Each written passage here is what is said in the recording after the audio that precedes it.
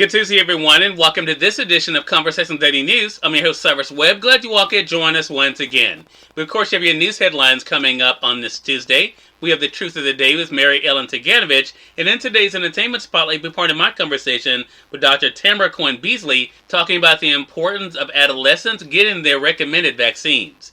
Enjoy today's broadcast. For Conversation Daily News, I'm Cyrus Webb with your Tuesday headlines. In Mississippi news, as COVID-19 numbers rise, more large-scale events face cancellation.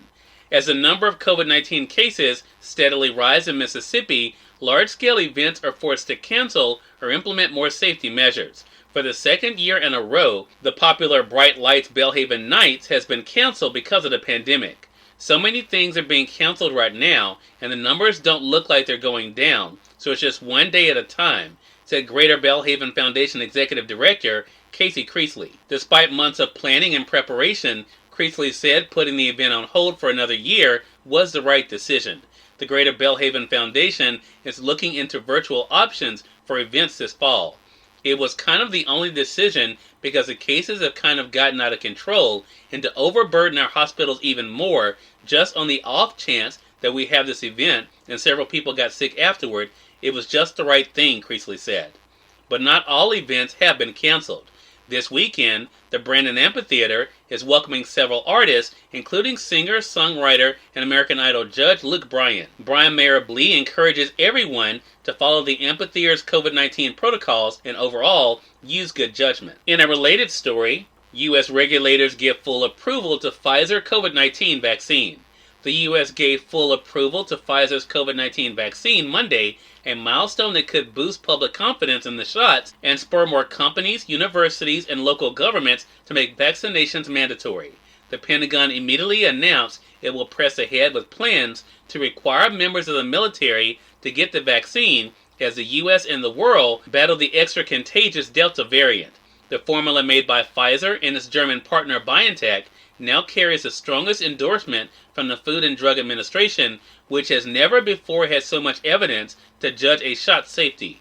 More than 200 million Pfizer doses have been administered in the U.S. and hundreds of millions more worldwide under special emergency provisions since December. Vaccines are one of our greatest weapons against the virus, said the acting FDA commissioner. We hope this approval will bolster confidence in those who've been wavering. Pfizer said the U.S. is the first country to grant the company's vaccine full approval. The shot will be marketed in the U.S. Moderna has also applied to the FDA for full approval of its vaccine. Johnson & Johnson, maker of the third option in the U.S., said it hopes to do so later this year. Just over half of the U.S. population is fully vaccinated. Vaccinations in this country bottomed out in July at an average of about 500,000 shots per day, down from a peak of 3.4 million a day in mid-April. As the Delta variant fills hospitals, shots are on the rise again, with 1 million a day given Thursday, Friday, and Saturday. In more national news, crews search for missing in Tennessee deluge that killed 22. Search crews worked through shattered homes and dangled debris on Monday, looking for about a dozen people still missing after record-breaking rain sent floodwaters surging through rural Tennessee, killing at least 22 people. Saturday's flooding took out roads, cell phone towers, and telephone lines, leaving people uncertain about whether family and friends survived the unprecedented deluge, with rainfall that more than tripled forecasts and shattered the state record for one-day rainfall. Emergency workers were searching door to door.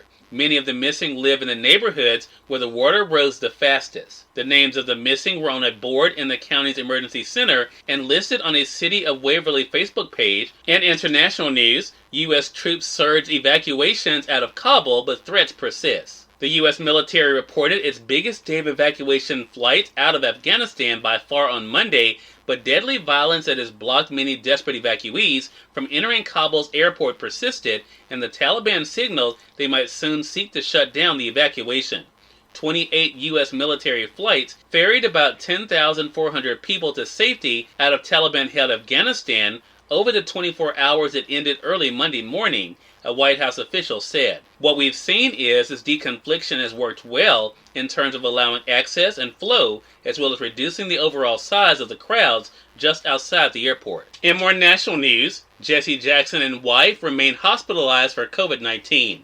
Civil rights leader Jesse Jackson and his wife Jacqueline remained hospitalized Monday after testing positive for COVID-19, family members reported to the Associated Press. And finally in sports, Jimmy Hayes, 31, Boston College star, who played in National Hockey League, has died. Jimmy Hayes, who won a National Hockey Championship at Boston College and played 7 seasons in the NHL, has died at 31 years old. A law enforcement official said medics on Monday were called to the Hayes home in the Boston suburbs where he was pronounced dead. No other details were disclosed. Cyrus Webb, Conversations Daily News. It's now time for the Truth of the Day with Mary Ellen Ciganovich. Mary Ellen, it's all yours. This is Mary Ellen with your Truth of the Day. Let go and forgive. Once you let go and forgive, all your past hurt, your energy will change. You will feel lighter, more peaceful, and ready to live your life to the fullest. The first person you must forgive is yourself. Forgive yourself for following bad advice, expecting someone else to be a person they're not. Forgive yourself for having any motives you might harbor. When you hold on to any past grievance, the only person whom you hurt is you. Understand what another person may have been trying to teach you. Look back and learn from any past hurt so it can finally end. As you practice forgiveness, you will find your relationship soaring and your career turning around because you turned around to become the loving, successful person our society needs. Today, forgive and let go as you enjoy the day. Dr. Tamara Cohen-Beasley is featured in today's Entertainment Spotlight right here on Conversations Daily News. For Conversations Daily News, I'm Cyrus Webb with the Entertainment Spotlight. Dr. Tamara Cohen-Beasley joined me recently on Conversations Live, the radio show, to talk about the importance of adolescents getting their vaccines, especially as they're going into the school year. Here's a bit of our conversation. Why are adolescent vaccinations so important, Dr. Cohen-Beasley? Thank you so much for asking that question. They're really important because if we prepare our young people to go back to schools, ensuring that they've had their routine immunizations, even during the COVID-19 pandemic, is essential to being able to protect them from vaccine-preventable diseases and outbreaks. According to the CDC, as you have mentioned, we actually are down on our vaccinations. In 2020, adolescent vaccinations were down 25%. As a result, this leaves way too many children and adolescents vulnerable to vaccine-preventable diseases as well as outbreaks. And it doesn't just leave them vulnerable, it leaves their communities, their campuses, the places where they live and their families vulnerable too. And what do we think about COVID-19 vaccine, which is now available to adolescents 12 years and up? The CDC is recommending not only getting the routinely recommended vaccines, but also getting the COVID-19 vaccine at that time. A lot of times when we think about kids and vaccinations, we think about the younger kids. What are the vaccines that adolescents need to make sure that they're getting? And I'm so glad you emphasized that because, in fact, the adolescents, particularly people who are 12 years of age and older, are actually down or behind on their vaccinations more so than younger kids.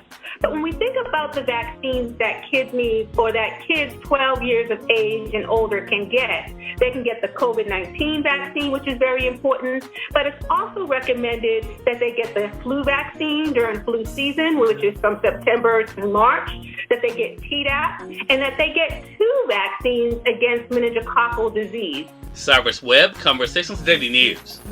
We thank you all for tuning in to this edition of Conversations Daily News. I'll be back with you guys on tomorrow with more news, Truth of the Day with Mary Ellen Ciganovich, and of course your Entertainment Spotlight.